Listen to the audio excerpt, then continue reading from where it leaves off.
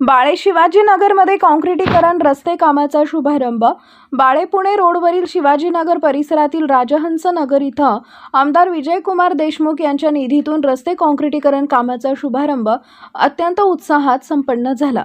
या कामाचा शुभारंभ बाळे येथील प्रतिष्ठित नागरिक अर्जुनदादा सलगर यांच्या हस्ते करण्यात आला।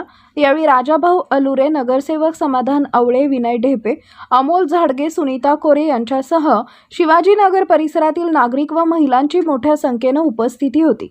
कार्यक्रमात बोलताना अर्जुनदादा सलगर यांनी सांगितले की शिवाजीनगर येथील राजहंस नगर परिसर अनेक दिवसांपासून विविध विकास कामांपासून वंचित राहिला होता।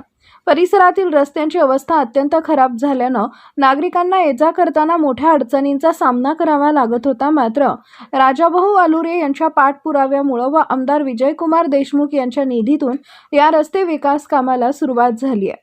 या रस्ते काँक्रिटीकरणामुळे परिसरातील नागरिकांना मोठा दिलासा मिळणार असून वाहतुकीची सोय ही अधिक सुलभ होणार आहे। तसेच शिवाजीनगर परिसरात इतरही विविध विकास कामं सुरू असून लवकरच हा भाग अनेक मूलभूत सुविधांनी सुसज्ज होऊन समस्यामुक्त होईल असा विश्वास यावेळी व्यक्त करण्यात आला। कार्यक्रमानंतर उपस्थित नागरिकांनी रस्ते कामाच्या शुभारंभाबद्दल समाधान व्यक्त करत विकास कामं सुरू राहावीत अशी अपेक्षा व्यक्त केली आहे।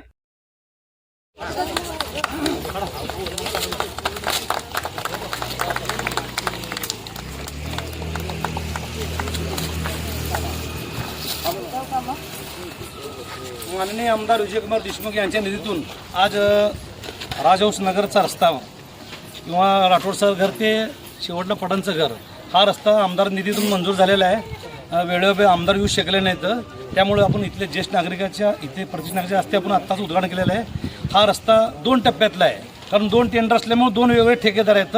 हा जो पहिला ठेकेदारने हा त्यांचा रस्ता झाला आहे जवळजवळ माळीसरच्या घरापुढचा, पुढचा रस्ता येणारा 1-2 दिवसामध्ये पुढील रस्तासुद्धा दुसरा ठेकेदार आहे, त्यांना बी आम्ही सांगितलं त्यांचं बी टेंडर पूर्ण झालेलं आहे। 1-2 दिवसात ते पुढचा रस्ता होईल, काय काळजी करायचं कारण नाही।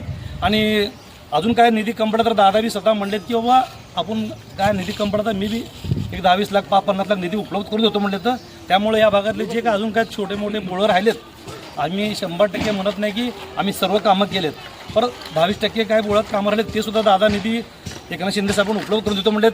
आणि आपले नगरसेवक नवीन नगरसेवक निवडायचे जे आपले आवळे साहेब त्यांचा सुद्धा निधी आहे, त्यांनी सुद्धा म्हणलेत पुढे जिथं सांगा तिथं आम्ही निधी द्यायला तयार आहे। त्यामुळं शिवाजीनगर वासियाला मी आश्वस्त करतो, नेहमीच इथले नागरिक आमदार विजयकुमार देशमुख पाठीवर राहिले तर त्यामुळं आमदार साहेबाचे अजून 3 वर्ष असल्यामुळे आमदार साहेबाचा निधी उपलब्ध आहे, दादासुद्धा निधी उपलब्ध करून देतो म्हणलेत। तसेच नगरसेवक आपल्या हक्काचे त्यांचा तर निधी असल्यामुळं कुठलंही काम राहणार नाही आणि कुणी मनात शंका बी नाही किंवा आमच्या बोळातलं काम होईल का नाही।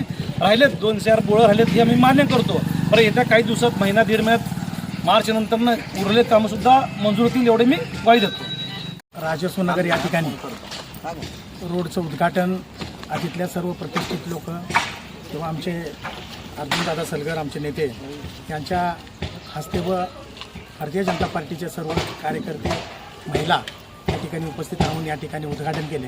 गेले अनेक वर्ष झालं या ठिकाणी रस्त्याची समस्या होती, अनेक वर्ष या रस्त्यापासून इथले नागरिक वंचित होते, परंतु आदरणीय आमदार विजयकुमार देशमुख साहेबांनी या ठिकाणी 20 लाखाचा रोड देऊन या ठिकाणी नागरिकांची सोय करून दिलेली आहे।